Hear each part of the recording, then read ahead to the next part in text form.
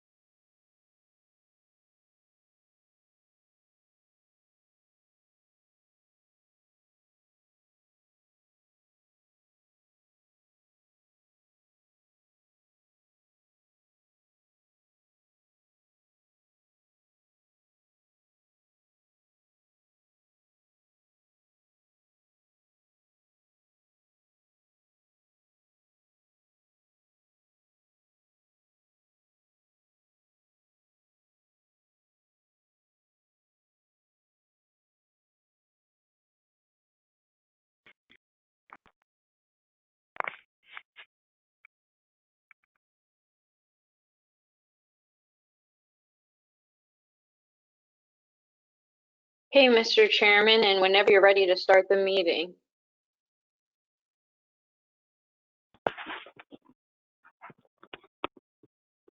Okay, will you read the disclosure statement before we start, please? Sure. Due to the nature of the declaration of a state of emergency due to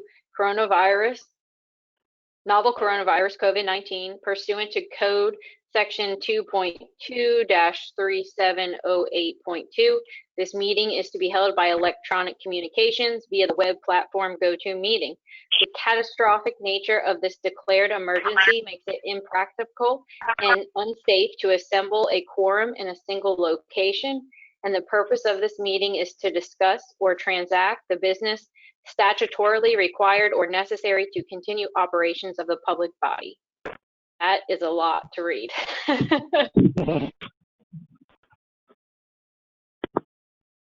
Okay, I'll call the meeting to order at looks like 6:01. And when you're ready, roll call, Stacy. Sure. From the city of Fredericksburg, Dave McLaughlin. Here. Joshua Brock. Josh Brock here. John Castellarin. Here. Matthew Rowe.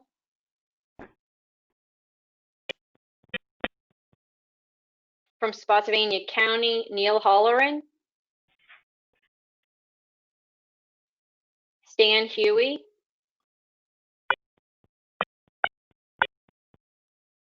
He stands here. I don't see him. Al Durante.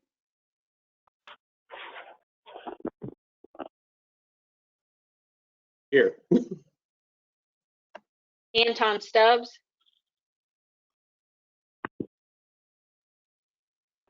From Caroline County, Ken Pogue. Here. Michael Hoyt. Justin Chenault. From Stafford County, Melvin Allen.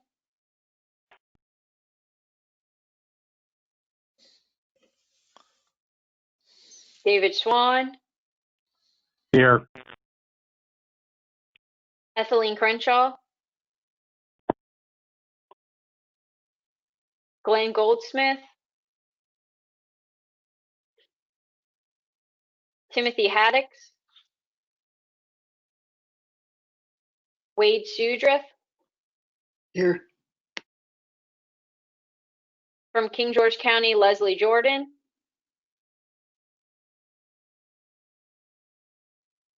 Robert Gates. Here. At-large members, Larry Gross. Here. Rupert Farley. Here. Dustin Savage. Here. That concludes roll call. Stacy, I don't know if you noticed that Matt Rowe did join the call. Oh, thank you. Hi, I'm here. Excellent. This is a real contrast from the PC meeting. Inside joke. Okay, let's call up the agenda. And we'll see if anybody has any corrections or anything they need to add or subtract from it.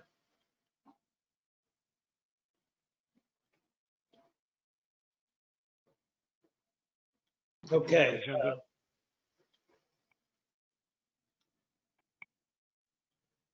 Sorry, I cut you off.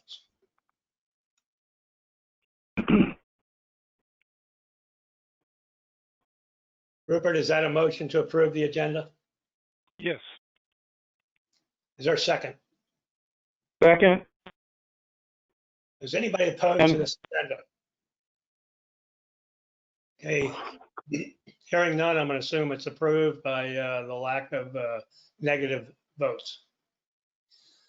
Okay, now we have to approve the CTAC meeting minutes from our last meeting on June 10th. Move approval of the minutes. Second, Ken Pogue. Okay, is there anybody out there who has a problem with the minutes? Would vote no, okay. Is there anybody who wasn't at the last meeting and didn't look at it online and would therefore abstain from approving the minutes? I think I have to. I read them, but I didn't. I wasn't at the last meeting. This is Ken Pogue. That's fair. And Rob Gates, I have to abstain as well. Justin Savage also abstains. Excellent. Okay, so I'll assume everybody else is in favor of the minutes and we'll approve the minutes.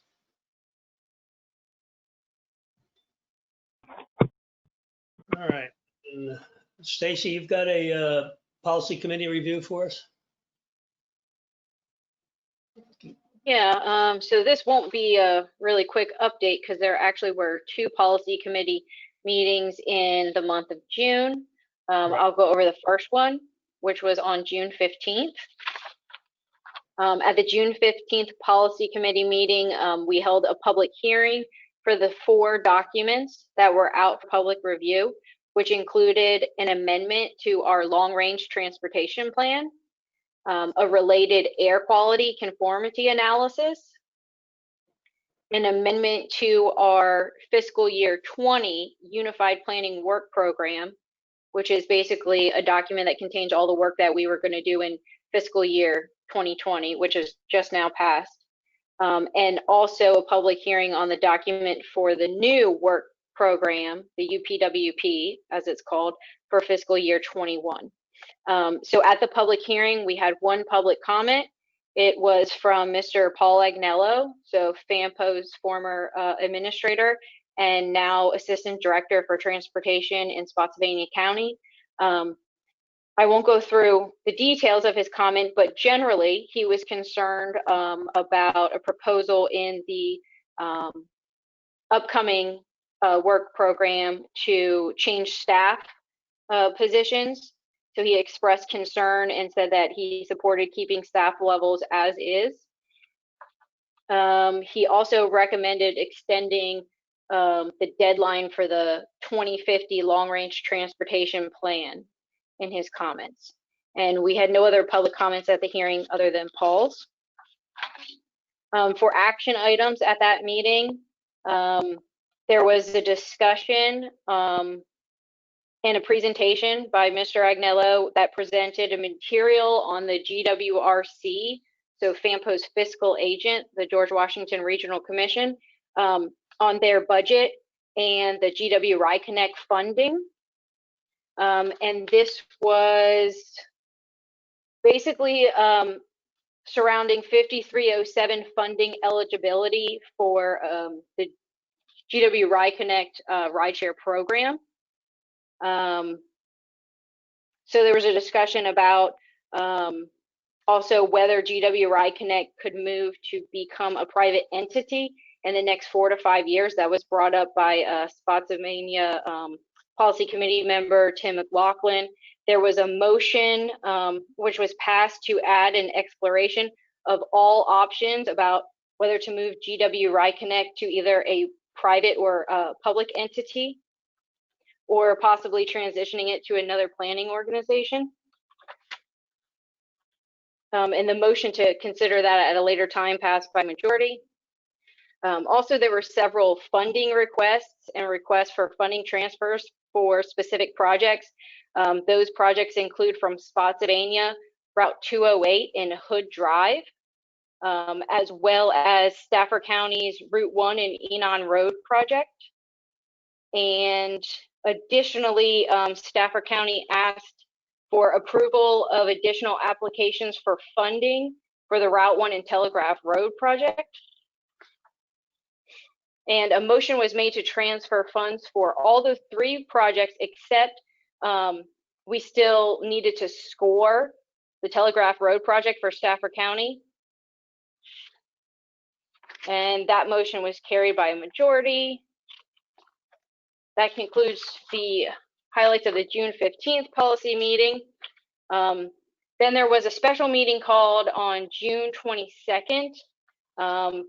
Because of the timing of the public hearing, we had to wait for the public comment period to close before the policy committee could come back and approve some documents. So that's the reason for the 2 meetings in July. At this second committee meeting, the policy committee approved the GW Ride Connect work plan. Now this approval was for $125,000 in a certain kind of funding called CMAQ. That was included in the work plan, and the work plan extends the requested funds through December 2021, which is an additional 6 months. Stop me if anyone has questions. I know I'm moving through pretty swiftly. Also approved was $17,000 in what's called CMAQ funding for fiscal year 2021 for the leased parking spaces that GW Ride Connect managed, the commuter parking spaces. Also approved was the fiscal year 21 Unified Planning Work Program. This is FAMPO's document that contains the work that we plan on completing for this next coming fiscal year, which just started in July. There were a few changes from what was originally proposed. Staffing positions are going to remain as is. There'll be no staffing changes at this time. Also approved during that meeting was an amendment for funds from our previous work program to be rolled over to this current fiscal year. That was approved. And then at that point in the meeting, the chairman left the meeting, and at that point there was not a quorum present, so no more action could be taken. There was just general discussion on the FAMPO TPB agreement, but then they came to the conclusion that without a quorum they couldn't take action, and the meeting concluded. Any questions? And if you didn't see it, it was very dramatic when the chair left the meeting and turned it over to the first vice chair, who is now going to be, because the election is now going to be the chair of the committee. And there was no representation from Fredericksburg. Therefore, they didn't have a quorum of all the agents, all the 3 major Fredericksburg and the 2 counties there. So that's why they couldn't have any. They couldn't make any decisions on meeting, and it's some interesting viewing if anybody wants to look at it online. So, but anyway, so some of those things we'll talk a little bit about the resultants of that a little bit in our meetings today and in the upcoming meeting that will happen. So, all right. Chairman, this is Brandon Brown, Stafford County. Yes. Sir, I know this is a citizens meeting. I just wanted your thoughts on the implications for the public in respect to the chairman leaving the meeting. Were there any particular implications associated with policy decisions that occurred on that evening? Well, it delayed some policy committees, but they were the chair was careful to move up before he left. He changed the agenda so the things that really had to be done at that meeting at that time got done. And then because it was he he left the meeting, and then it was they couldn't make any decisions on anything final at that time. So it will be resolved at the coming meeting. We'll have a quorum there. We'll have a new chair, which was elected before, so that was no surprise, and everything I think we'll get back to order. So were there matters of public interest that were curtailed by virtue of this action? No, because the matters that had to be taken care of at that meeting were taken care of. So I would say no. Thank you, Chairman.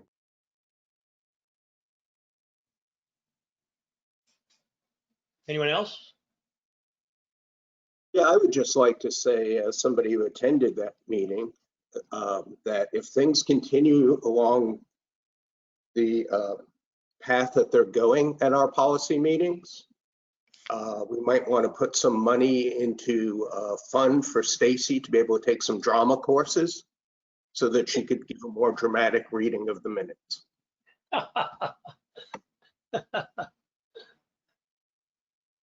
Anybody else? All right, public comment, Stacy. We have not received any public comments. I would ask that any members of the public who are on the call right now to introduce themselves.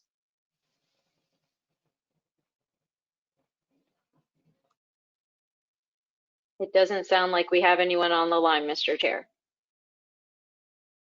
Thank you.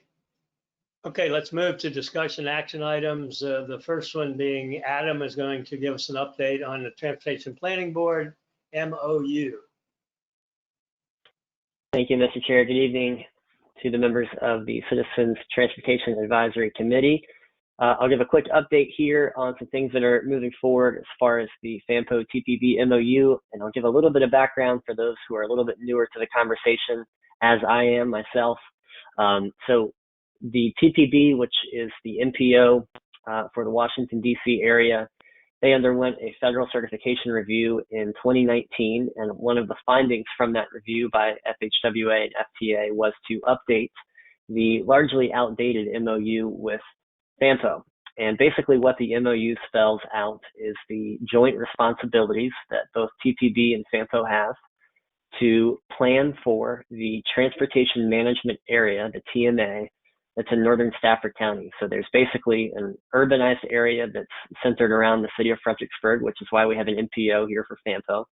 And then there's one that's in Washington, D.C. that's pretty expansive. It goes north up to, give or take, Columbia, Maryland, all the way south down to northern Stafford County. And since there is part of that, that urbanized area in the FAMPO study area, Stafford County, that's what the purpose of this MOU is. And so given that it had not been updated since 2004, that was one of the recommendations made by the feds in that review. And so it has been a relatively lengthy process. When I started at FAMPO back in October, we thought this was perhaps maybe close to wrapping up, but here we are in July, and this is still kind of moving forward. We have had a little bit of delay, I would say, based off of COVID-19 and everything that's caused. But what I'll say is that there were some edits made by the legal team in Stafford County, as well as some of their Board of Supervisors members. And basically what was distributed right after the last policy committee meeting was this document, which is kind of a working draft for FAMPO, the policy committee, to consider before sending it back effectively to the TPB for their staff and their legal team to review. So this is not meant to be a final version, but this is meant to be a version that encapsulates FAMPO collectively, their sort of view on what this document is supposed to be. So one thing that I'll point out in particular on page 3, the most recent edits as of June of this year from Stafford County are highlighted in yellow. I will say that there has been quite a bit of discussion around those items in particular. If you are interested, certainly tune in to the policy committee meeting. But this is kind of the version that has most recently been distributed. And I will go ahead and leave it there and see if there are any questions or any discussion that the chair wants to entertain as far as this document goes. Well, the two key points, because they're hard to read probably online for everybody, but they're really pretty straightforward and simple, but they're very, very important, especially to Stafford, and some of the representatives from Stafford might, well, important to all of us, but Stafford was pushing this for, and for, seemed like good reason too. So in there, it says that a separate CMP, congestion management plan, shall be developed and maintained for the northern portion of Stafford County. Okay, so you're going with that separation, but more importantly, in the next paragraph is that TMA attributed surface transportation block grant (STBG) funds to areas applicable to the northern portion of the Stafford County. That is including the UJ, that those funds shall be allocated and attributed to funds that, for the northern Stafford area. So it gives, those funds have been in the past, from my understanding, is used to address regional problems that helps all of us with our transportation issues. And Stafford has said, well, actually, that portion of those funds should be focusing on northern Stafford County. And so that's kind of what the big discussion has been. So it seems to be that it's resolving itself. They're coming to an agreement how we can separate those funds and what funds will, or what projects would be in that category and not in the other categories and that sort of thing. So there's still more work to be done. So anybody from Stafford want to add on that? Mr. Chair, this is Brandon Brown, Stafford County. I would just, one thing I would ask is, was this an item on the recent policy committee agenda? It's actually been ongoing. As Adam said, this whole discussion has been going on since the meeting we had, what was it, Adam, last summer, when we were talking about reviewing the relationship between the two organizations. So it's been going on, and it came up. It's been going back and forth for quite a while now. So I do believe that this wasn't an action item that was curtailed at the last FAMPO policy meeting, given the circumstances that transpired. And with that, I do understand that we have a Mr. Shudrith representing the county this evening in respect to citizen participation. So that's an awesome thing. In terms of comments, I would certainly encourage everyone interested to revisit recent policy committee meetings and consider what's transpired thus forth. But I then also would say that in terms of federal relationship and obligations, if anyone has any questions in the context of Stafford County's commitment to that MOU, that please feel free to reach out to any of our staff, and we'll certainly be available to explain in further detail. Yeah, that's good.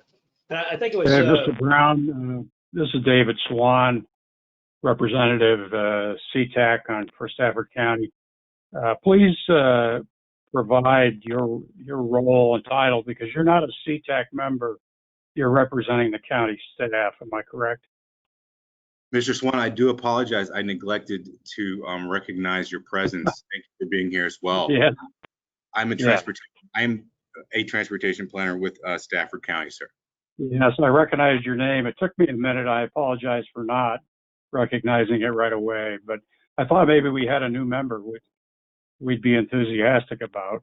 But thanks for your input on this. And, you know, whatever you want to add to it, this set-aside area in Stafford County, northern Stafford County, has been hasn't been contentious in the past, and it came up more when we had it when the Washington transportation area was having their federal review, and so that area of Stafford County had to also be considered in the review. So that's when it started coming to light. And now I think maybe we're trying to make this too difficult. I haven't been part of the discussion on it, but like Dave McLaughlin said, it's not a difficult item to be contentious. in policy committee. What we did in the past was probably not in accordance with the way the funds should have been distributed, but that's the history and we're not going back there. But this agreement is really a simple agreement. So I don't know why we're taking so doggone long to get it done. That's all I have. I would like to say, this is Al Durante. I would like to say that this has been going on since January. We have had representation from the Federal Transportation Authority speak to this matter. The fact that the MOU was sorely out of date. And I think there was almost a agreement in terms of what would happen going forward. And the sticking point came up when there was some feedback about money that had already been promised being looked at again in a different light. So, you know, yeah, it's contentious, but I mean, I think if people acted more in concern for their job and the entire metropolitan planning area, I think this should have been solved long ago. I can't believe that this is taking this long. And I'm really pretty discouraged by the members of our policy committee, including those from from Spotsylvania. As a matter of fact, I got off the phone after that last call and called my supervisor to discuss it in quite a heated manner. So. Can I add just one thing, Mr. Chair? Absolutely. Just in response to Mr. Brown's comments, this was not slated for action at the last policy committee meeting. This was slated for discussion with the potential to have action at a later date. That's right. And I think they decided it was in the state now where they could, or pretty soon they'll be able to send it forward up north and they'll be able to look at it. So it's a couple of iterations are going to go on. It's still in draft and everything. So yeah, thanks for adding that. I agree. Mr. Chair, if I may, thank you so much, Adam, for that note of clarification. I think my point was simply to acknowledge the fact that this was indeed a discussion item that unfortunately was curtailed by virtue of events. Wow. Well, that's good to know. Curtailed at every meeting since January. I don't know if that's a fair interpretation of events from the last meeting.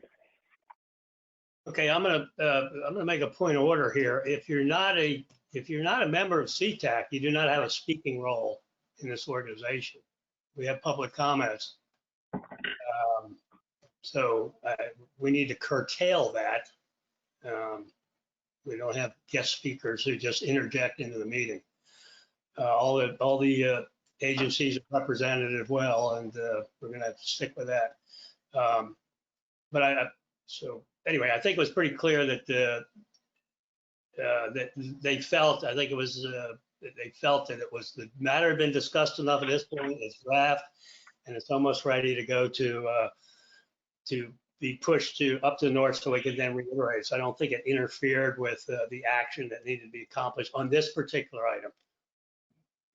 And Mr. Chairman, I thank you for that note of clarification. I apologize perhaps for involving myself in the public conversation. I just want to ensure the constituents of the county that staff are available anytime to answer any particular questions associated with this agenda item. Yeah, and I appreciate it. We've had others, and so if for example, Dave Swan would have said, I would like so and so to speak on this issue, I don't think any of us would have a problem with that, that sort of thing. So it's a little bit of a because we welcome, because we know there's experts outside of our body of knowledge for sure, and we appreciate that. So it's just a fine point there. So thank you. Thank you, sir.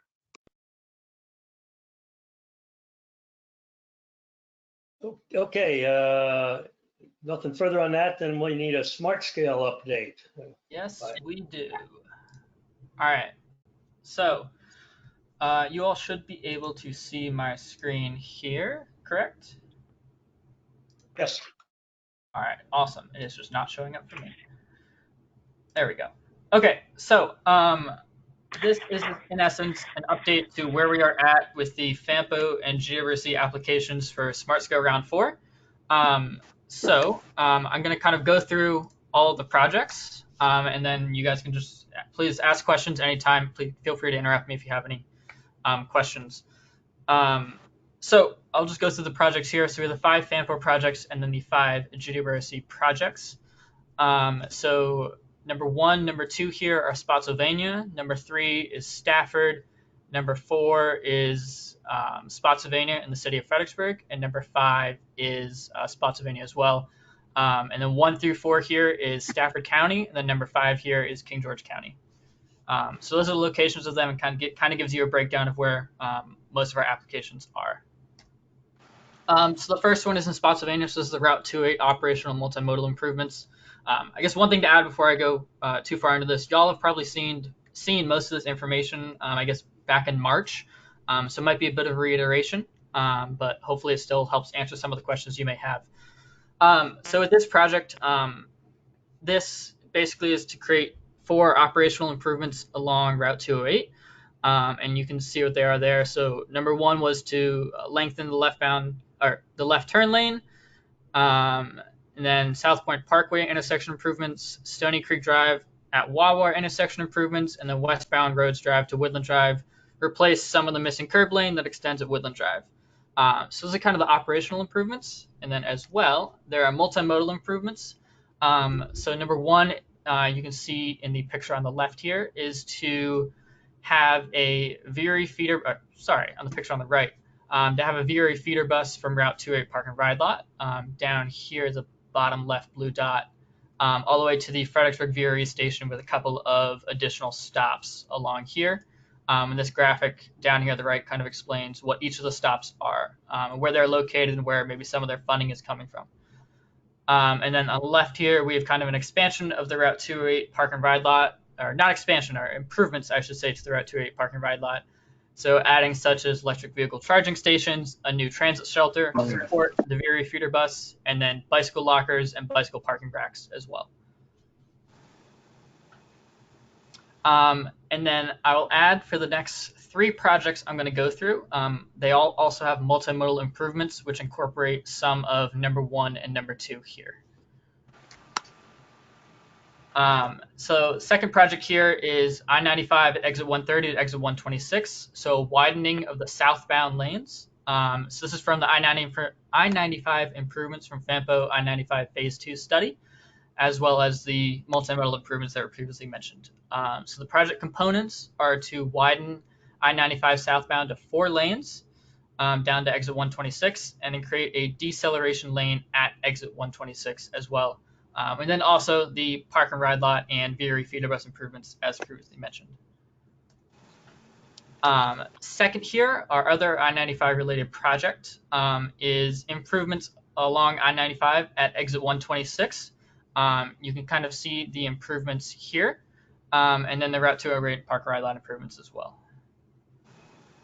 And then third, we have the Lafayette Boulevard multimodal improvements. This comes from the Lafayette Boulevard transit study that we completed at the start of this year, and we're working on all of last year. So in essence, again, the same multimodal improvements you see in the 2 pictures here. And then as well as a second item here, adding a sidewalk from the Sheets all the way to the Family Dollar, as well as an additional bus stop at the Family Dollar, and that additional bus stop as shown here on the VRE slide down near the Sheets. And I should mention at that bus stop down near the Sheets, we're looking to add kind of a bus shelter or bus pull-in of sorts, kind of as an upgrade to that. So in essence, what this would do is help create more of a connecting points on Lafayette Boulevard, connecting 2 major kind of areas, bus stops and shopping up north here, and then again, bus stop and shopping down here, as well as the shopping centers along here as well. And then lastly, or not lastly, sorry, we have the Garrisonville Road widening. So this is a Stafford County project, and it is, as you've seen here by the sketches, to widen Garrisonville Road. And then onto the GRC projects. So again, in Stafford, so US 17 intersection pedestrian improvements, So again, this is the same as what you guys had seen back in March. So the improvements shown here in the sketches, so minor widening of US 17, extending a right turn lane, relocating a traffic signal, and providing an additional sidewalk as well. And then again, Stafford County, US 1 and Lay Hill Road improvements. So the sketch shows kind of what is looking to be done here, adding upgraded turn lanes, medians, sidewalks of that sort.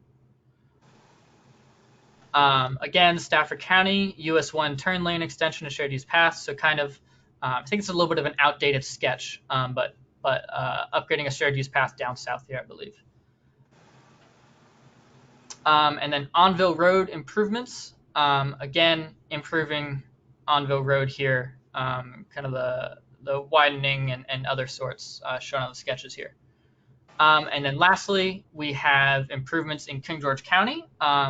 So of these, excuse me, 301 and 207s in Caroline. so I guess I should say the project name is the 301 and 207 study. So this came from the US 301 207 study that was done a couple of years back. So it extended all the way from, I believe, Dahlgren all the way into Caroline County. So that's why the project name encompasses 207 as well. So of note here, these sketches don't show a little bit too much. So we're only looking at completing a few components of these. I believe 41, 40, 39, and 38 here, and then as well as only 5 of the 6 here, I believe. And these are basically just upgrading crossovers, intersections, just kind of minor improvements along 301 to kind of help with the traffic. Quick question. Yep. Does that include the intersection of 301 and 17 in Port Royal? You mentioned Caroline, but you didn't have any definitive intersections. No, it does not. So this specific project is just looking at some of the areas along 301 in King George County. You're kidding me. All right. So those are the 10 projects. So the next steps are for the FAMPO Policy Committee to decide on which 4 of the 5 FAMPO projects to move forward with. And then the GWC board decide which of the 4 of 5 GWC projects to move forward with. So those will be decided the next coming weeks at the next board and policy committee meetings. And then as we're continuing to work on the applications, the deadline was originally August 3rd. It was actually today pushed back to August 17th. To giving a couple more weeks to work on the projects and complete the applications. And if anyone has any questions, I'm happy to answer anything or provide clarification on any items. I've got a comment. First, thank you for adding those additional slides in there to give us the picture. I had this feeling, I requested that from the staff for this meeting. I had the feeling that we're seeing a list of names of projects, there's 5 here and 5 there, and we didn't, because we have turnover for one thing, and because we don't engage in this stuff, day in and day out, like the guys on the TAC committee and et cetera, that to have those slides that give us the big picture of what's going on and focus it a little bit, especially if you're from from one of the other counties or, locations that's not being discussed, I think is helpful. Does anybody have any comment? Do you agree with that? It was helpful, or was it unnecessary that you had all this and I was the only one that felt that way? It's good information. I'm still learning.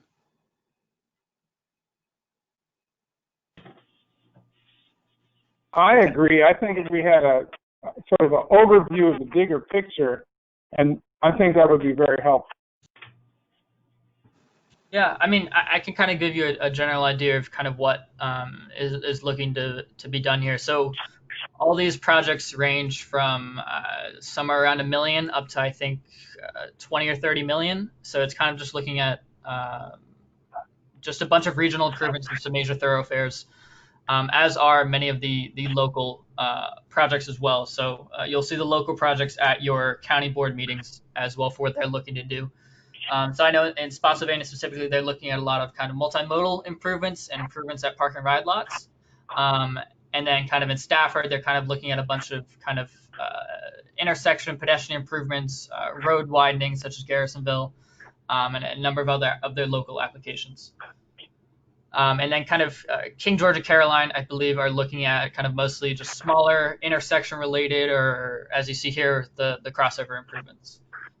So this is FY26, FY27 are the years that these will kind of begin. They'll receive funding and move forward from there.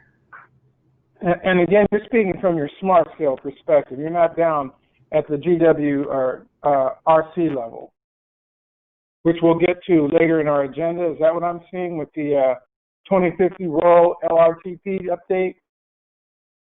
Yeah, so that's a little bit different. So kind of what these are is just looking kind of specific projects. Many of them do come from some recommendations or prioritizations from our previous LRTPs.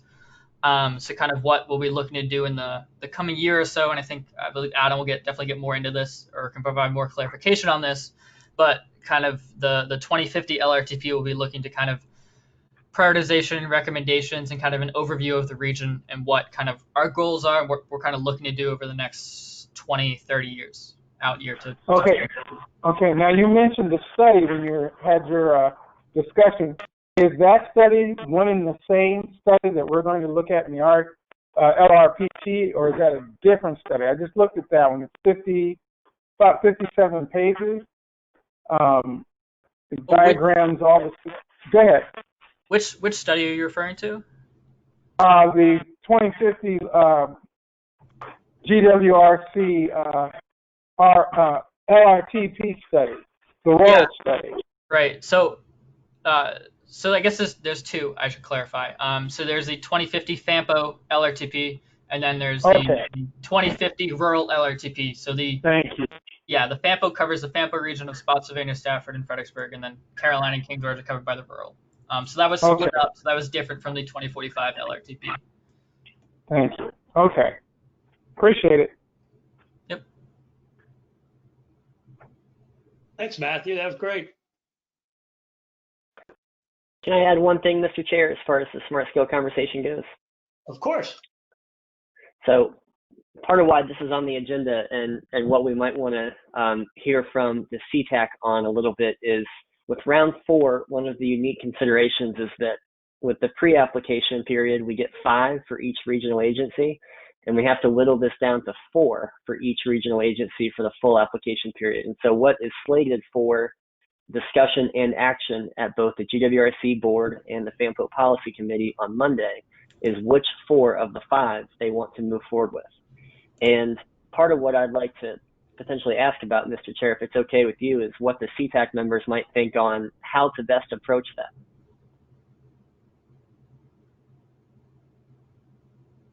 Okay, well, the best approach would have been if you had said that we're gonna get input on whittling the list down from 4 to 5, and so we would have possibly been able to approach this meeting with that in mind. But having said that, let's hear from all the representatives if anybody has any inputs. This is Melvin in Stafford County. Sounds pretty good to me. Like I say, I'm still learning.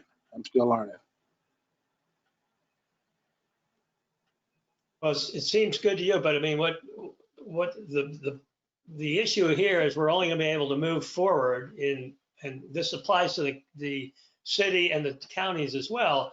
Mm-hmm. They can initially propose 5, but then they have to whittle it down to 4. So Adam's asking for if anybody has any recommendation on what what number 5 in priority should be, if you will, and maybe come off the list if anybody does. Mm.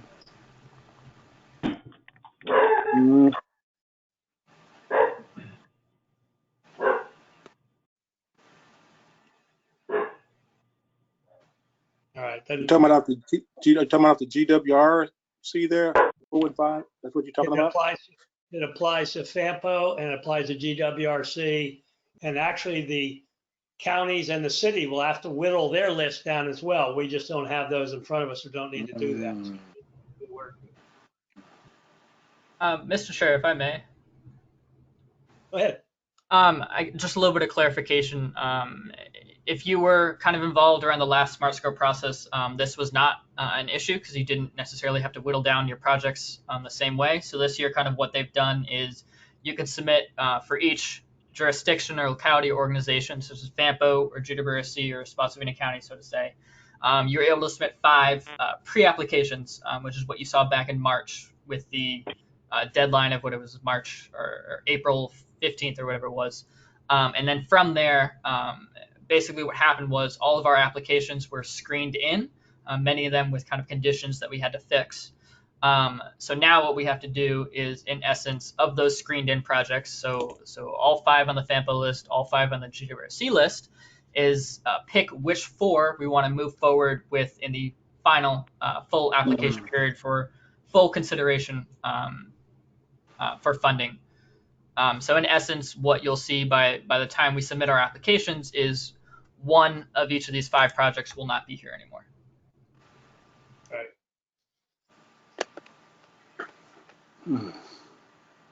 Now, John Kessler here. I have a question. Considering that we have seen some of the SMART scores for at least, I think that from FAMPO, the 2 and 4 seem to go together. Are those SMART scores available for all the rest of them, or are those still in the process of being figured out by the technical side? You want to take that, Matthew, or do you want me to? You can, yeah. Yeah, so for the pre-applications that we submitted, John, we don't actually have any quantitative data right now or any scores to go off of. We just got a simple yes or no. And so they all 10 of these were a yes from VDOT. So it creates kind of a good problem to have. If they had said half of these are now gone, then so be it. That's all we had to go on. But so we don't have any scores yet from VDOT to actually go off of. So there's not a data-driven quantitative way necessarily to approach this, which is what makes it a little bit of a difficult discussion. Yeah, you'll see after our applications are submitted by August 17th, basically between August 17th and early January, this project will be scored and given funding, and then you'll see the scores in January for all of the projects in all of the state of Virginia.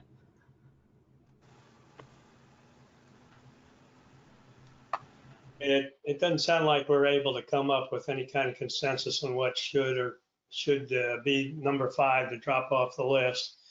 So I suggest we defer to the TAC and the policy committee. This is Rupert. For what it's worth, I would drop off the Garrisonville road widening from the FAMPO list and the Onville road improvements from the GWRC list.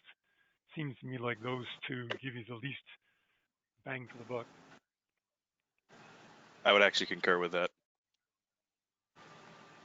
Well, I could see, this is Melvin down at in Stafford.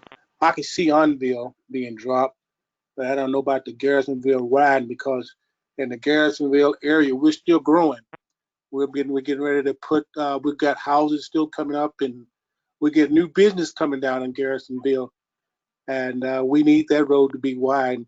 And I'm not too crazy about the Onville road improvement. We just have some type of improvement. Look like it's only going straight into Quantico. So, that's fine.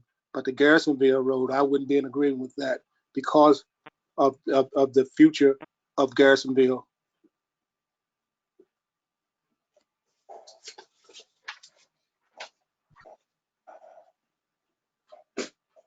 Have we gotten any feedback from any of the counties themselves about how they feel about these projects, or?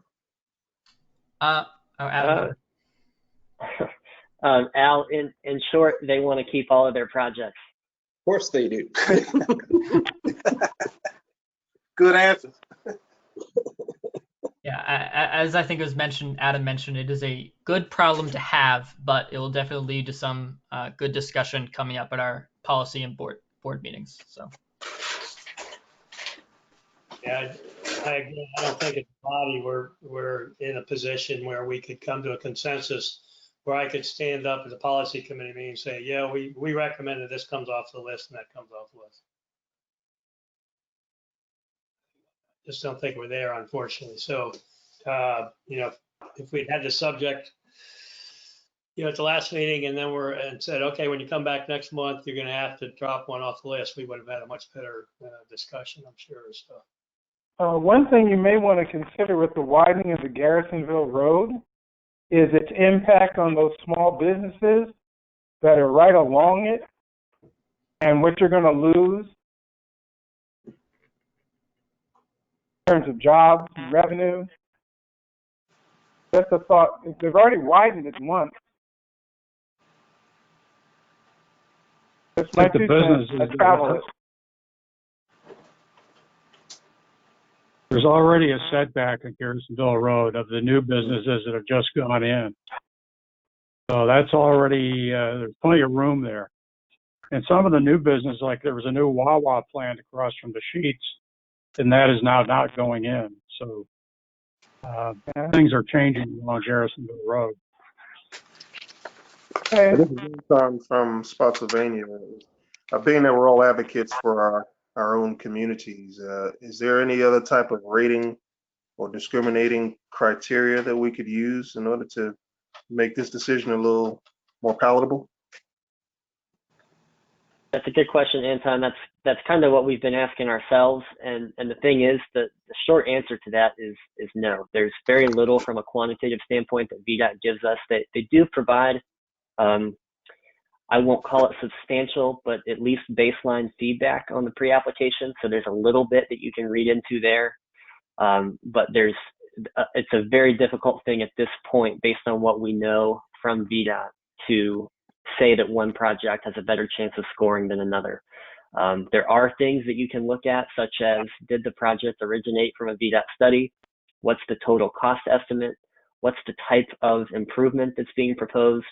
But again, there's quite a bit of subjectivity through any of those lenses. So that's part of what makes it a difficult process. And you know, if I could, Mr. Chair, to your point, you know, as far as having a month to think about this and come back, our TAC actually last week, they effectively abdicated their responsibility to provide a recommendation to the policy committee. So even they, the experts who know this in and out like the back of their hand, did not arrive at consensus for a recommendation themselves too. So it's certainly not an easy process. Absolutely, I agree. I mean, if anybody on this committee could make a case that we could come up with a consensus at this time, then make your case now. Otherwise, I'm going to move that I'm going to propose that we just move on.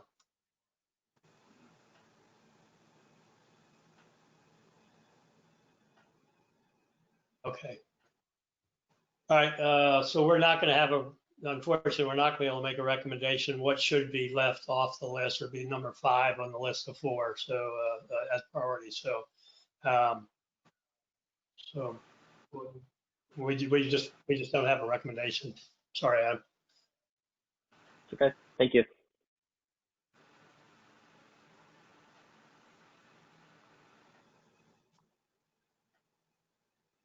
Okay. Economic growth.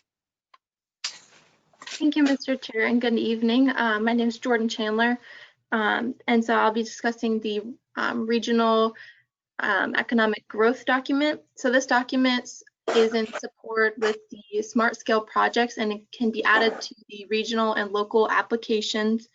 And the first part is about the regional economic growth, and that includes all the localities' economic strategic plans. And then we worked with Go Virginia and FRA to construct the first half and get it updated from what was in 2018 for the last smart scale application. And then the second half of the document related more to transportation and what specific types of projects to highlight that go along with economic growth. And so we got input from all the localities. There's an appendix at the bottom that has a table full of projects. And we sent those to each locality, and they updated it with projects that were relevant to economic growth. And so this will be added to the Smart Scale applications, and this document is in the final stages of the draft and will be voted on at the GWRC board meeting next month for approval to be added to the Smart Scale applications.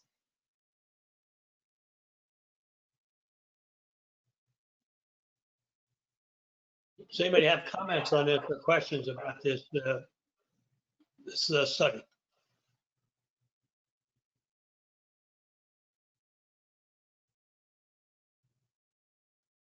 Okay, thank you for that update.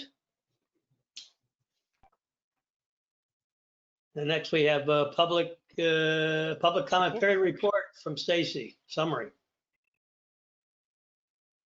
Sure. So what you're looking at on your screen, and if you're tuning in only by your phone, I'll describe to you.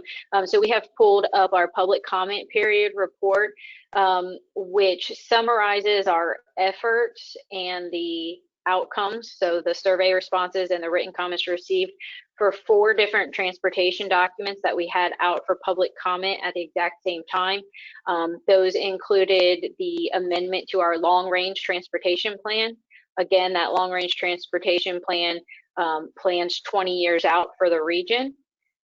Also, a draft air quality conformity analysis report that's related to the amendment to that long-range plan.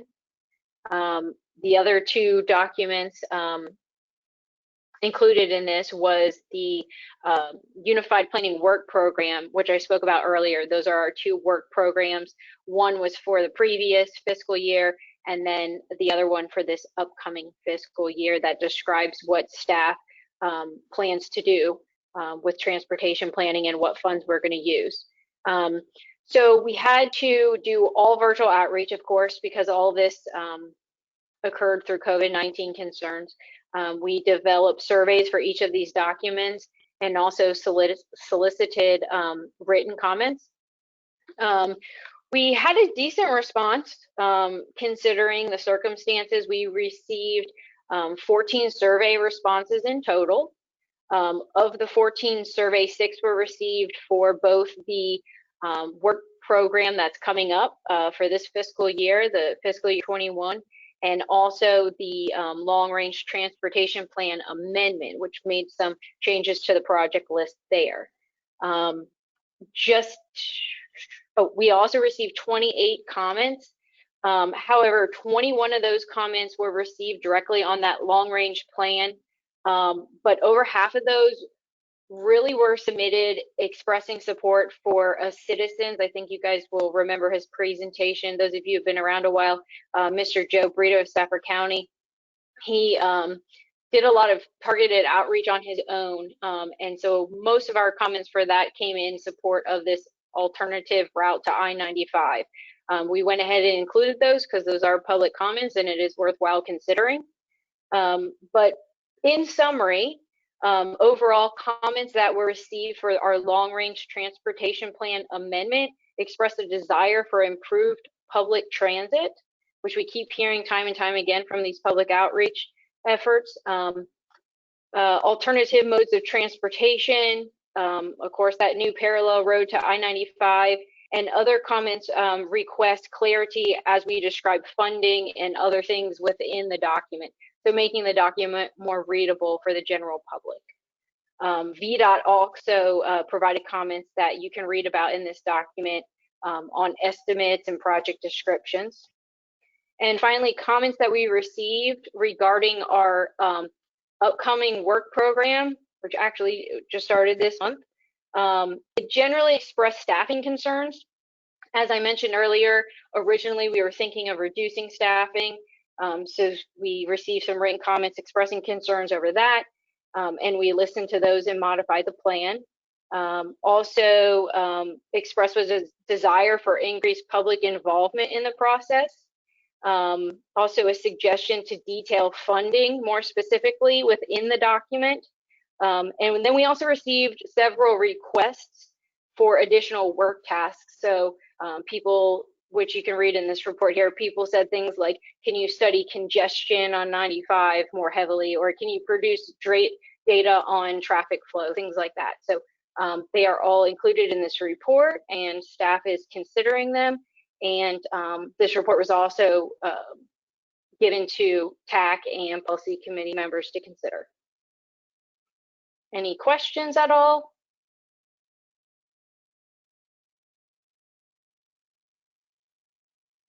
Stacy, can you go to page 10, please? Yeah, Adam actually has control of that. Adam? Oh, thank you. All right, right. Okay, right there. It's I got the bullet there. Says the graph below shows that the public. Okay, right there at the bottom. The graph below shows the public believe the FY does not dedicate enough money to congestion. So, and then scroll down just a little bit. Yep, that one. That was. Am I reading that right? It was 3 responses. Number of responses there just above. Yes. So yes. It's a bit of a stretch to say the public agrees that, or the public, you know, I mean, that's an extrapolation. Yes, it should say of those who responded. Yeah, I see what you're saying. So, and this was also a really tricky question for anyone to answer because, you know, looking at the first one, long range planning, is that amount $444,000? Is that amount enough? Who knows? You know, even myself, I don't know. What are our costs? So this was just our first attempt to try to allow people to give us feedback without having to read that really lengthy document. Right. No, right. And now you said you briefed both the TAC and the PC. And I don't remember which one it was. Maybe it was the TAC, but you got all kinds of accolades from VDOT and others about how great that our public outreach is and this kind of work. And so go ahead and pat yourself on the back for that. It's well deserved. I forget who said it. This actually was left out of the policy committee meeting, so I did not present to them before they approved the documents, but they did have the document in their possession ahead of time, and hopefully, you know, they reviewed it like we are. Yeah, no, you got some great accolades. Thank you. Keep it up. All right. Where are we?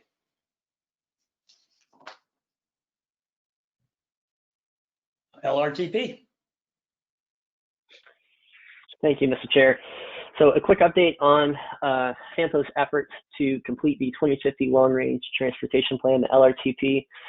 So going back to February or March of this year, the original plan was to pick this up once we hired a new FAMPO administrator. And as most of you likely know, we still do not have one. So we had waited long enough, so we've decided to go ahead and pick this effort up and ask a consultant that we have on call for some help. And so what we have done is put together a draft task order with Cambridge Systematics, one of our on-call consultants. And we're in the final stages of getting that put together and reviewed by VDOT so that we can get that in place before the start of next month. And basically between August of this year and December of next year, the goal is to complete and finalize the 2050 LRTP. So for those of you who have been around longer than others, the 2045 FAMPO LRTP, which was just, well, is still technically in the process of being amended, was approved, I believe, in early 2018. And so this will sort of take the next 5-year horizon for the long range plan document. And so one other thing to mention is that we are working on basically just a simple work plan for this document that will spell out all of the activities that we need to complete. So we'll sort of have a list for what our consultant is going to provide some assistance with, and that will largely focus on travel demand modeling, which is a very specialized transportation planning activity. And then our staff will focus primarily on things like the project list, the fiscal constraint, other narrative pieces, the mapping of projects, that sort of thing. So we're in the process of putting together that work plan, and we hope by the next CTAC meeting to have that for the group to review as a whole. And I'm happy to take any questions.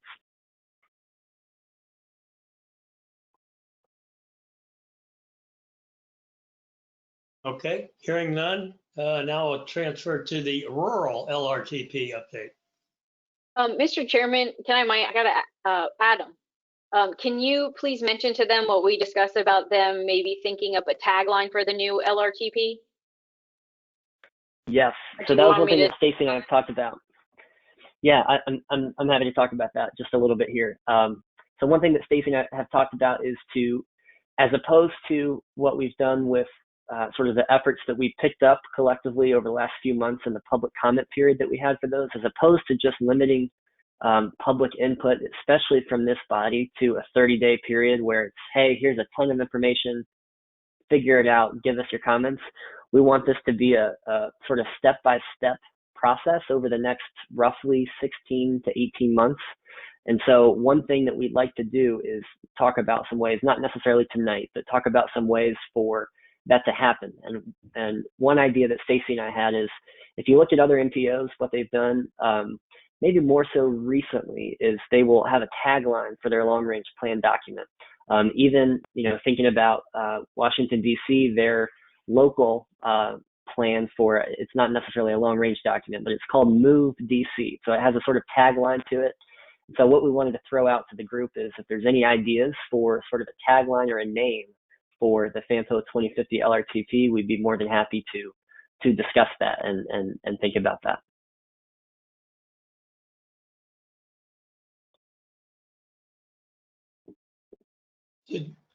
Okay, in addition to that, did you do any brainstorming about how you might, eat this elephant being so big over that time period? Could you do a partial reviews? We're gonna do the introduction or something. We're gonna do the first overview, kind of focus on those 12 pages, and then I don't know. Just throwing spitballs out there. So we owe you some suggestions and ideas. I take it. Sure, and that's definitely something that will be part of this work plan that we put together, as far as who the different stakeholders are, what their role is, and some ideas, some concrete ways that we can get iterative feedback over time, as opposed to on the back end. So Dave, I think that's a great idea. As we finish one part of the draft, bring that forward before it's part of the whole. So that's definitely something that we can consider. I think the tagline, this is Ken from Caroline, is a great idea. It allows people to have something that's easy they can conceptualize. 2, in terms of delivering your message and getting feedback, are you proposing during that period of time, much like the learning tour we just went through, a series of little town halls or meetings rather than electronic dissemination, or however you plan to get the word out through our usual legislators? What's your plan? Stacy, do you want to speak to that a little bit? Yeah, sure. So that's something we've recently been brainstorming. And of course, all of this is really contingent upon, can we get back out and do face-to-face outreach? If we can, we're going to get back out into the libraries, because that's where we can really interact with our underserved populations, and they're really important to include in the planning process, and to hear their thoughts and ideas, and to make them aware that they are able to participate and give us those ideas. But if we are limited to only virtual, as we have been, we're going to go back and do the surveys, do a better job having our locality partners and agencies help us get that out. Of course, they'll be out for a longer period of time, longer than 30 days. We've also talked about doing ones targeted specifically to bike and pedestrian projects. I know BPAC is really brainstorming questions for that. People really enjoy joining conversations on those kinds of topics. So I think those surveys could be popular. We're also going to be doing virtual open houses. So that's going to be something on our website where we have a video where one of us is discussing, walking through certain aspects of the plan, and then also having virtual office hours where we can be available just like this for people to log on and say, hey, can you pull up this page, or can you pull up this project? I have more questions about this, or can you explain this in more depth? So that's a backup plan if we can't get back out into the community and do face-to-face. And if anyone has any ideas or places for outreach, I am always open to hear your suggestions and ideas. And if you ever want to do outreach with me, just let me know. Send me an email. I'm happy to have your help. That's excellent. Thank you.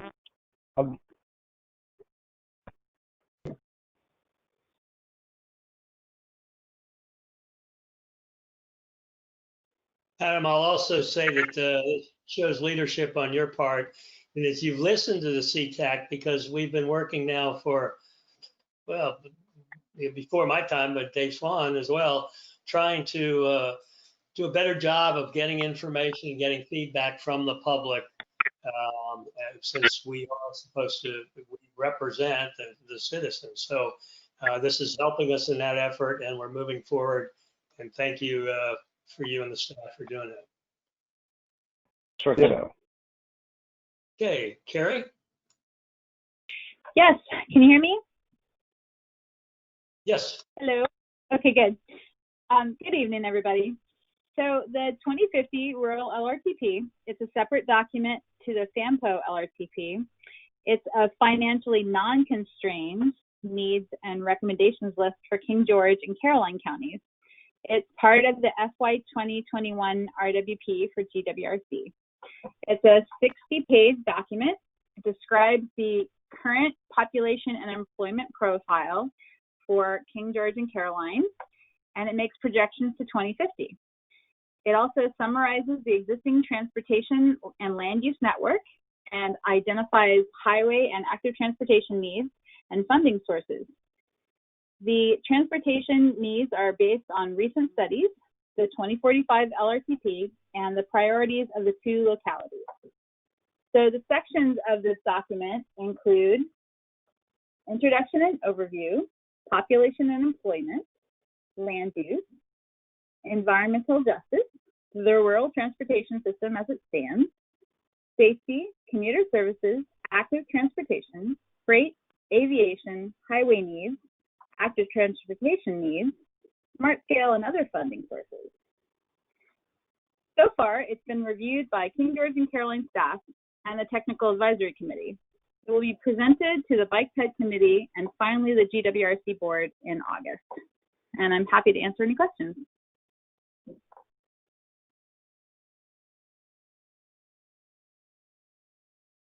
Is this the first of its kind? So heretofore, it was incorporated into the general FAMPO LRTP. FAMPO and GWRC LRTPs were combined before. Okay. But starting now, they will be broken apart. The MPO and the rural will be in two separate documents.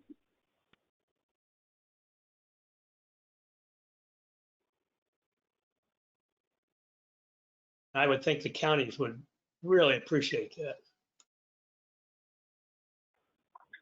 It does allow us to focus on them separately.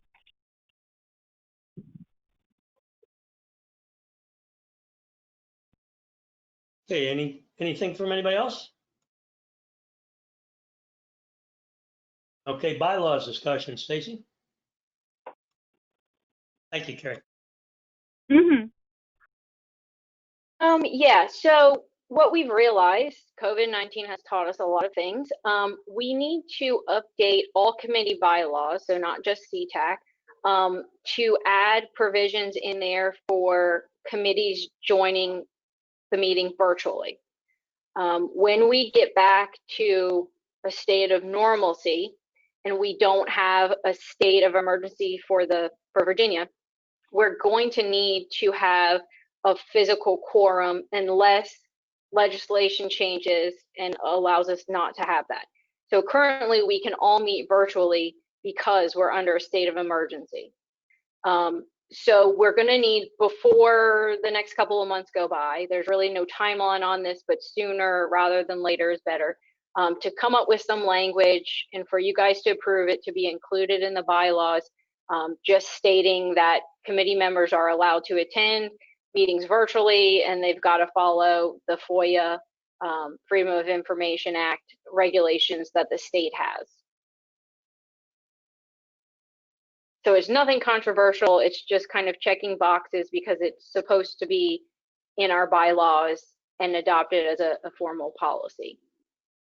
But on the discussion of bylaws, if we're going to go through the process of amending it, it might be worthwhile if anyone has been thinking about any other changes to the bylaws to get it done all in one process. Not that I have not heard from anyone that they have proposed changes, but it would be worthwhile to combine any efforts.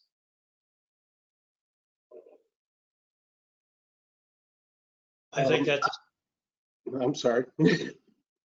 I have a question. So I heard you, but I didn't hear you. So are we asking to make a change that members would be allowed to attend virtually? And if that is true, are they then, I mean, how does that fit into having a quorum? Although we don't really have a rule about a quorum, which is a suggestion I would make. Well, the nice thing about this is it won't be any real room for argument because you're going to need to adopt language that is the same as what is in Virginia FOIA regulations. So currently, for example, I'm going to paraphrase it, of course, but it says under a state of emergency, committees can meet virtually. So you would include that in there. It would also include the language that's currently in FOIA that when you're not in a state of emergency, you have to have a physical quorum, but committee members can attend virtually if that's approved by the committee. And for personal reasons, they're allowed currently 2 virtual attendees or attendances per calendar year, or for medical reasons, that number is unlimited. However, the tricky thing, not with this committee, I don't see that happening. Maybe for more contentious committees, it could happen. The caveat is that the committee is supposed to approve the virtual attendance at the start of the meeting and say, okay, Al Durante, as requested, he's, for health reasons, he's going to attend virtually. He's on the phone now. Does everyone approve that? And they would say yes. So you would just have that procedure included in your bylaws.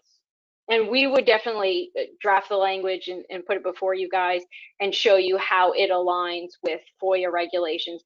It's basically going to be word for what the state law is. And this is sort of unrelated, but something that's come up in another committee I'm a member of. So this is, I mean, with the state of emergency, no matter what your bylaws say, because we are in a state of emergency, any municipal or state, well, I don't want to say state, but say a municipal committee can meet virtually? Or do you not want to go there because you're not a lawyer? Well, we did so because of the state of emergency, they did say, hey, discuss this provision with your attorney. And GWRC, George Washington Regional Commission, our fiscal agent, does have an attorney, and they did reach out and say, hey, here's this. We need to conduct this transaction. Are we permitted under these new state of emergency guidelines to conduct meetings? And so that discussion did happen with the attorney, and we decided that we were okay to proceed with the meetings. Thanks.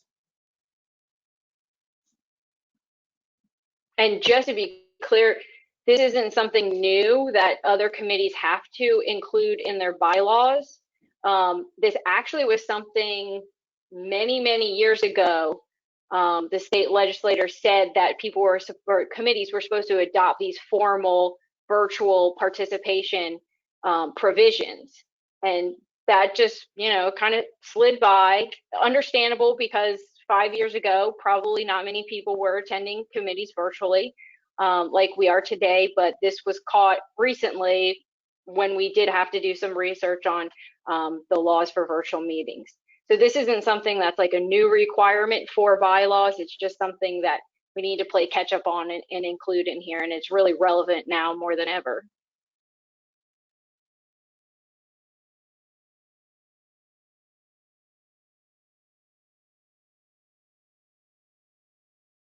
Okay, well, we look forward to reviewing our bylaws and coming up with some changes if as required.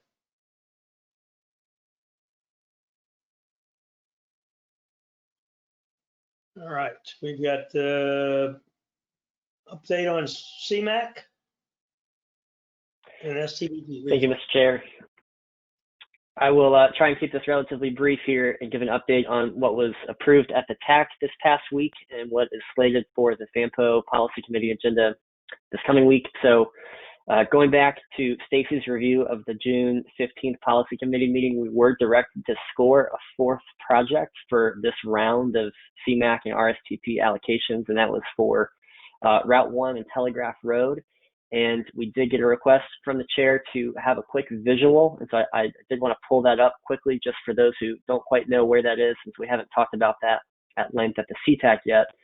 In Stafford County, just north of Garrisonville Road, the 143 exit off of 95. If you take Route 1, just maybe a mile north, could be less than a mile, Telegraph Road and Route 1 meet right there at the Crucifix Monument.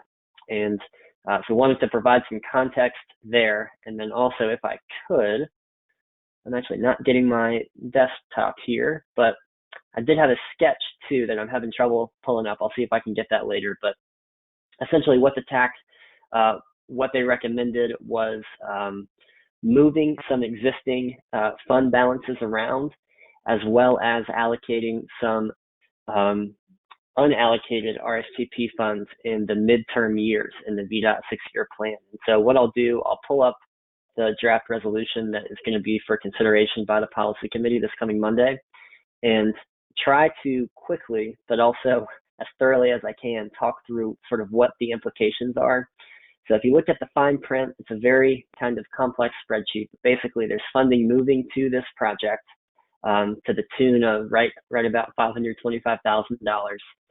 And then based on where the last iteration of this spreadsheet landed in June, also putting some additional RSTP money on some other projects based on what was available. So I'm happy to answer any specific or detailed questions, but I thought I'd keep it kind of at a relatively high level there for going over the spreadsheet here, but would be happy, of course, to take any questions.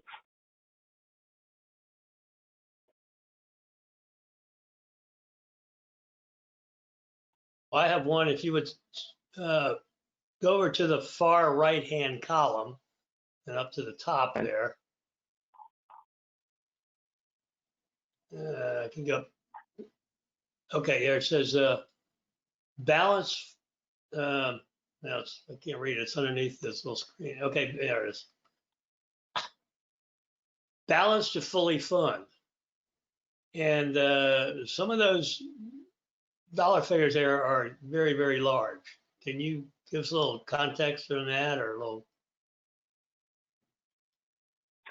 I can't speak to why some would have substantially larger balances to fully fund. You know, traditionally speaking, based on my, I'll still say somewhat limited understanding of how all of this works, is that CMAQ and RSTP funds aren't necessarily meant to cover the lion's share of a transportation project, like a roadway improvement project, for example, but they're typically used as leveraged funding for other pots of funding. So for Smart Scale, for example, what I'll point out, so this gets to your question a little bit, Dave, but it's not extremely specific.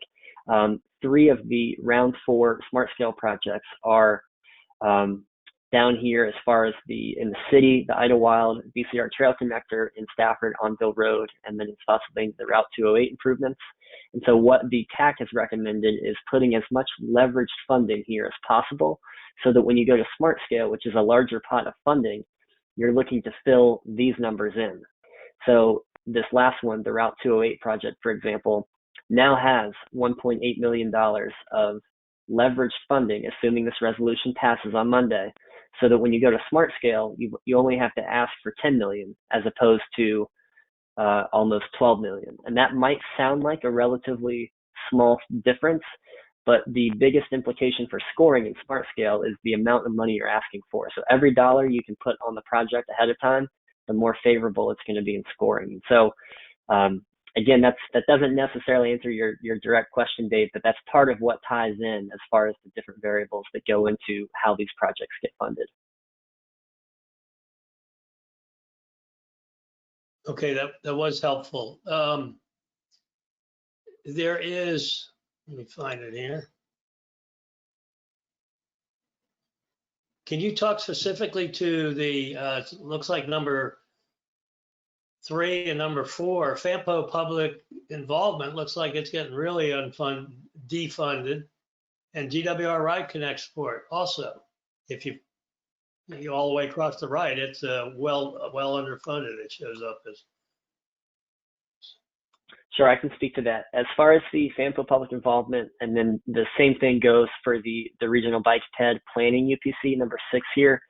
What the TAC asked us to do is to utilize our traditional methods of funding for MPO planning work, such as PL funds that come from VDOT, and then 5303 funds that come from FTA, and essentially use those for routine staffing as opposed to RSTP money, because of how flexible that is for transportation projects. And so that was a recommendation from our technical advisory committee for how to utilize that funding. And so there's these yellow highlights here, and I'll try and move this to the middle.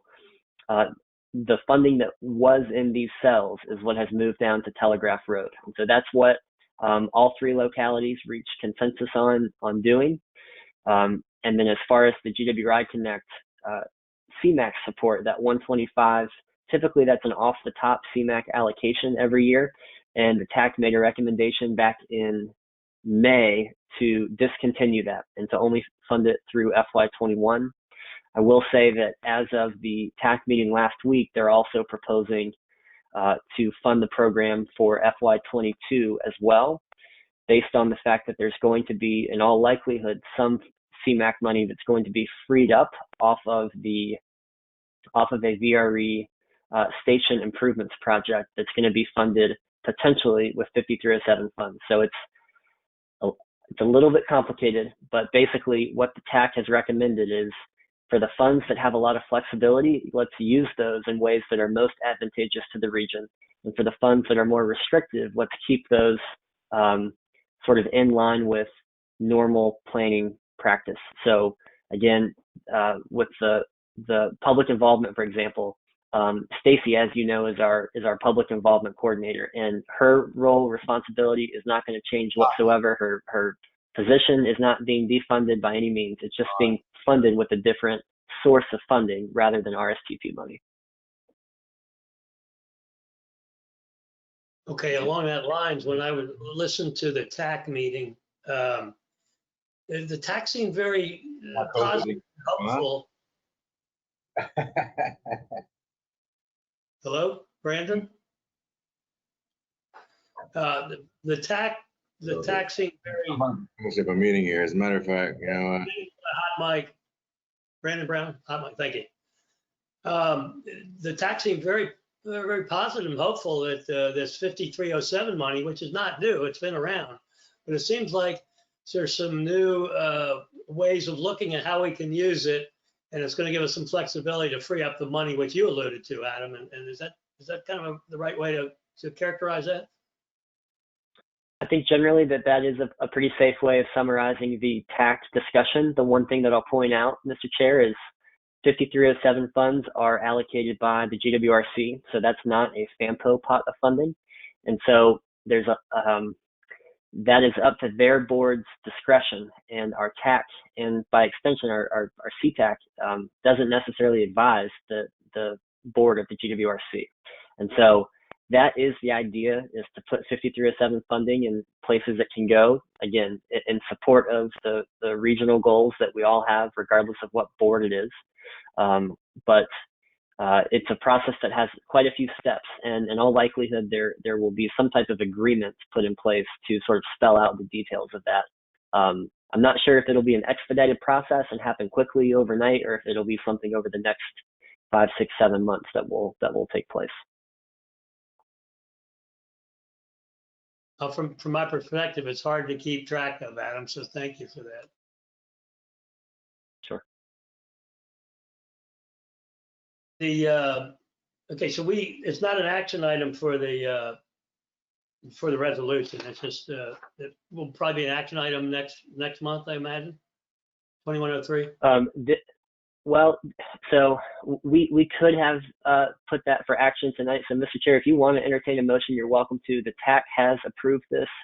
It will be slated for approval by the policy committee. So that's an oversight on my part. That could have been listed as an action item for the CTAC tonight. So if you'd like to entertain a motion, you're certainly welcome to.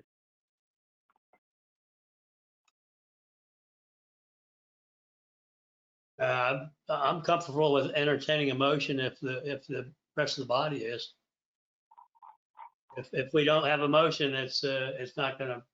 I mean, it's going to go to the tax approved. It's going to go to the PC anyways. All right, I'm not hearing a motion, so we'll move on. Thanks, Ann.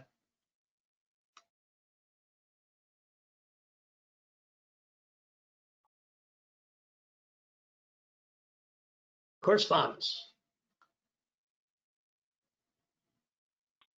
Sorry, Mr. Chair, we have one more discussion item, the schedule update from Stacy. Thank you, missed it. Oh, there we go.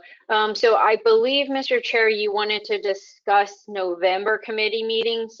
Right now on your screen, if you look at November, you'll see the 10th and the 12th have green shades on them. So I believe those are the dates we want to discuss. Am I correct? Yes, that's right. We wanted to, the way the schedule is currently written, the CTAC in November is reading on the 18th, which is 2 days after the policy committee meets on the 16th.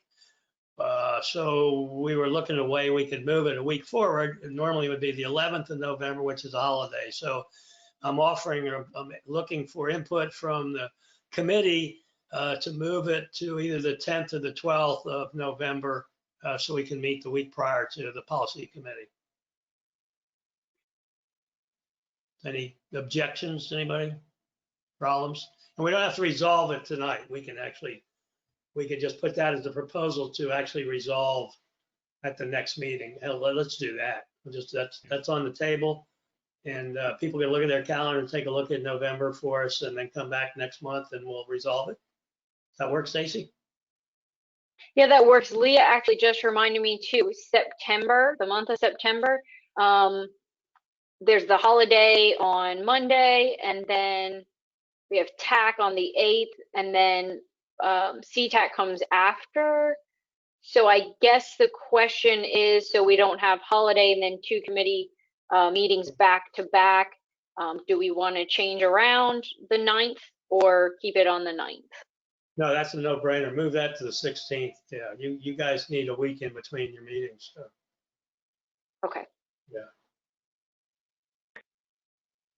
Mr. Chair, if I could, just to chime in briefly, that wouldn't necessarily be any easier or more difficult. So if it's simpler to keep it the 9th, because it's the type of thing where the CTAC agenda would largely follow the TAC agenda. So it's not like it would be a lot more work for us to go back to back there. So just wanted to mention that before we finalize moving that back. I was quoting you, when you said you'd like to have a week in between. So no, I think move it to 16th. Why not? I mean, there's no reason not to. Fine. Yeah. Yeah, I think so. Let's go ahead and make that change, and then next meeting we'll address the November change because of the holiday and everything else. So it's a little more complicated in November. Any real problems with what you've heard from anybody on that one? All right. Thank you, guys. Now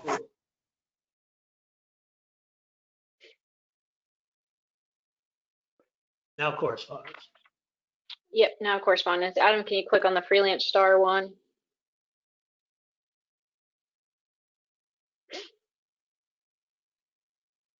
Okay, so a Mary Washington student actually submitted this letter and it came to our attention. She did a great deal of research on what the LRTP is and what FAMPO does. I did reach out to her and I let her know that we read this and we appreciated her comments and we welcomed her to come as a citizen to any and all FAMPO meetings and give some public comment. I'll let you read this in your own time, but basically she's encouraging FAMPO to consider adding, actually making consideration for electric vehicles such as charging stations and things like that into our plan. And if there's not any questions, you can move on to the next correspondence, Adam.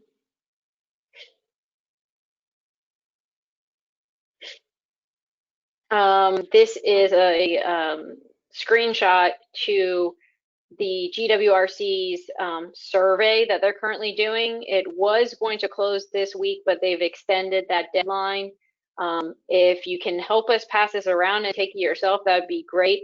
I've taken it myself. It's really quick. It's less than 5 minutes. You answer some questions about your experience with housing in the area, and they're partnering with another organization to collect this data and to hopefully improve housing situations in our area. So it's worthwhile, less than 5 minutes, and if you can help spread the word, we'd appreciate that. It's also on our Facebook page, so if you just want to share our Facebook post on it, you're welcome to do that too. Staff reports, Adam? Nothing in particular to report other than the fact that we are hiring a transportation planner position, and we are also still hiring for the FAMPO administrator position.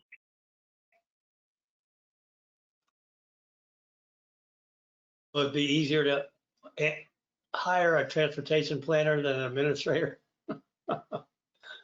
It better be. Okay, member reports. Let's start with Stafford. Mr. President, I have nothing to report. Dave Swan, nothing from me. Thanks. Wade Sudreth, nothing to report. Okay, Spotsy. Anton Stubbs, nothing to report. Al Durante, nothing to report. Everybody, at large. It's Larry Gross. I just want to thank staff. I say they're working hard and we appreciate it. Concur. Rupert, you out there still? I'm sorry, I was muted. Nothing to report. Okay. King George. This is Rob Gates, nothing to report. And what other? Caroline.